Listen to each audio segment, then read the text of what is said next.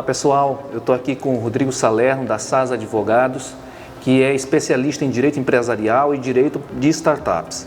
Eu convidei o Rodrigo para passar para a gente algumas dicas, especialmente para quem está começando agora, criando a sua startup e ainda precisa formalizar essa startup.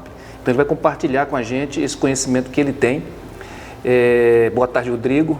Boa tarde, muito obrigado pela oportunidade. É uma satisfação estar aqui e colaborar com o ecossistema que é tão importante para o contexto global.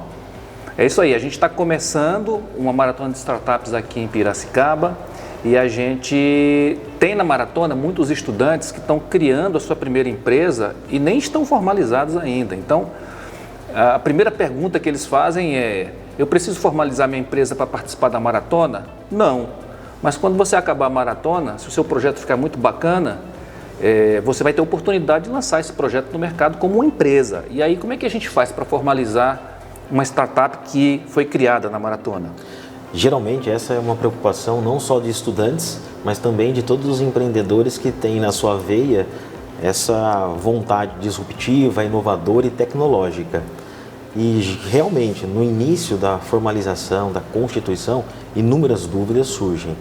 É muito comum nós vermos que logo no momento, na fase de ideação de uma startup, quando ele está naquele modelo de aprovação, ainda na validação do seu produto ou serviço no mercado, essas dúvidas que surgem podem criar até um bloqueio e a pessoa trava e não consegue desenvolver. Mas isso tem que ser superado. Tanto que a Maratona de Startup tem essa finalidade, tem essa função de levar esse conhecimento de uma forma acessível, de uma forma que as pessoas possam compreender, porque não é do dia a dia uma estrutura jurídica, pensar numa estrutura fiscal, pensar em contador, pensar num advogado já presente nesse momento. Então a gente traz essas informações para desmistificar e tirar esse medo sobre o empreendedor que ele carrega. E atento à sua pergunta, quais são os cuidados que ele deve ter nesse momento, nessa fase de ideação, nesse início?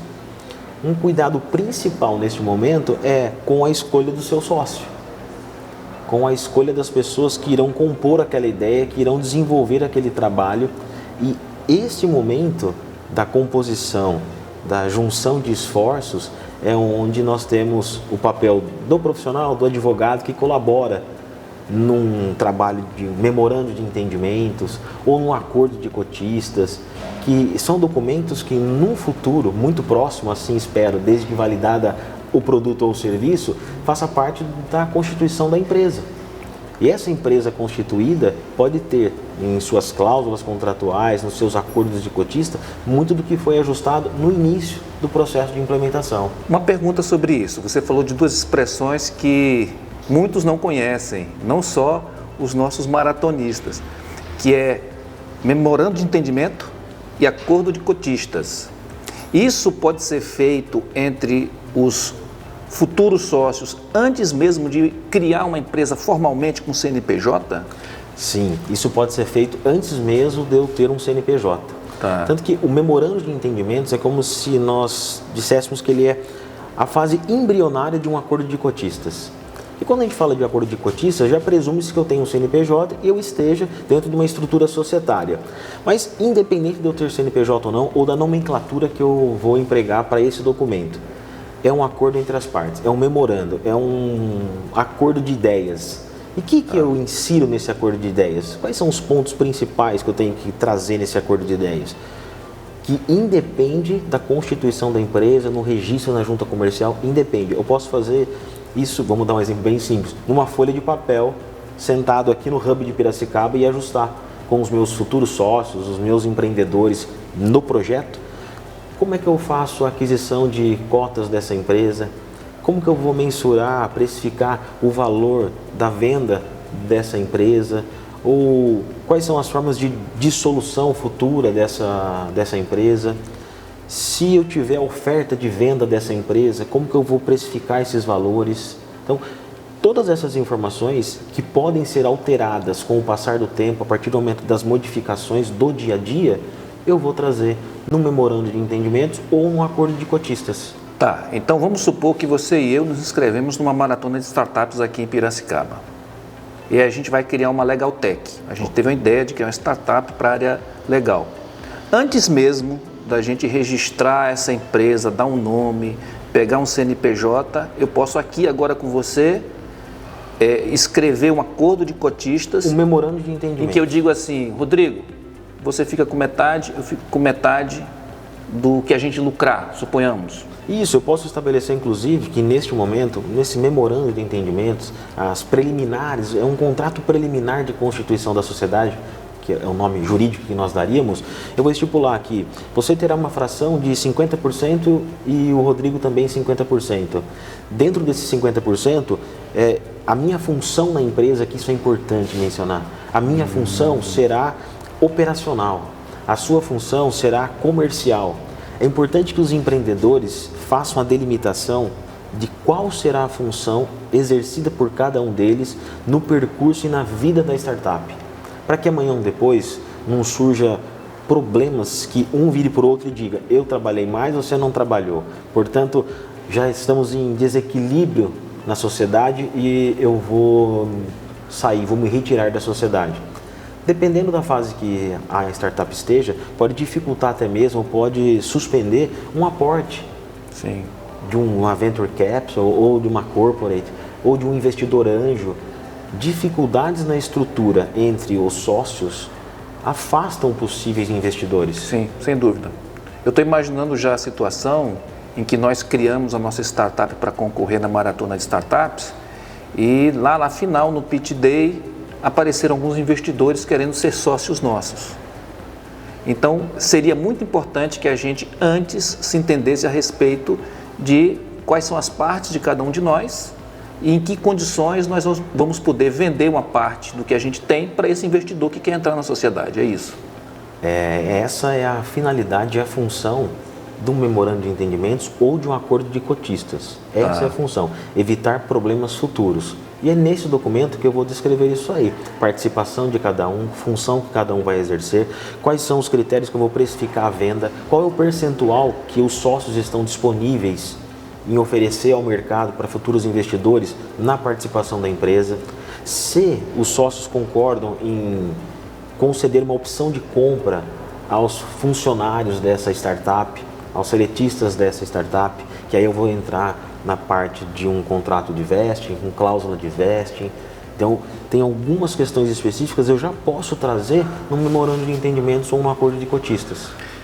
Deixa eu colocar uma questão para você que é muito importante. Nessa breve conversa, a gente está entrando em contato com uma série de termos que são especializados, que quem está começando agora nesse mundo não conhece ainda. E isso me lembra uma outra questão, que é a seguinte: muitas vezes a gente precisa de um assessoramento profissional na hora de escrever esse acordo. A tua empresa trabalha nessa área. Sim. Você assessora startups nascentes na configuração desse acordo preliminar de cotistas. Não sei se é esse o nome exato. É isso mesmo. O nosso escritório tem a sua matriz em São Paulo e temos a filial em Piracicaba. Nos instalamos em Piracicaba, com foco na área empresarial, em todo o contexto empresarial.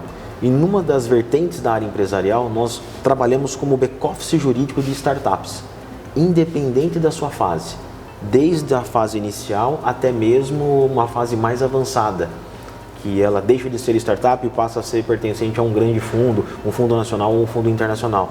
Nós fazemos esse acompanhamento desde o nascedouro até os aportes que essa startup receberá.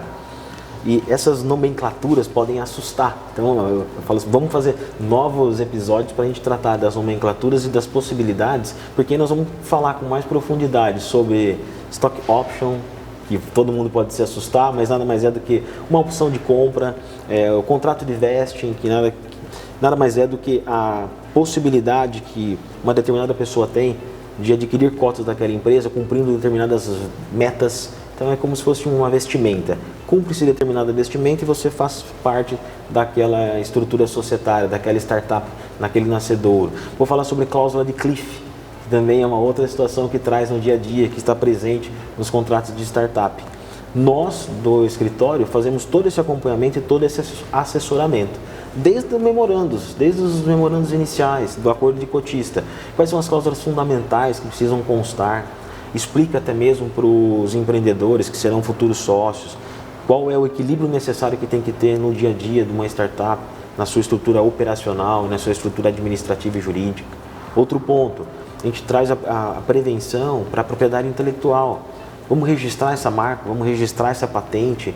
Geralmente são projetos inovadores, eu tenho um desenho industrial.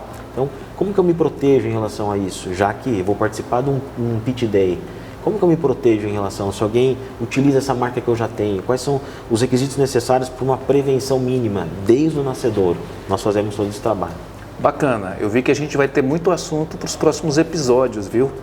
Esse primeiro episódio sobre esse tema já vai gerar muita reflexão.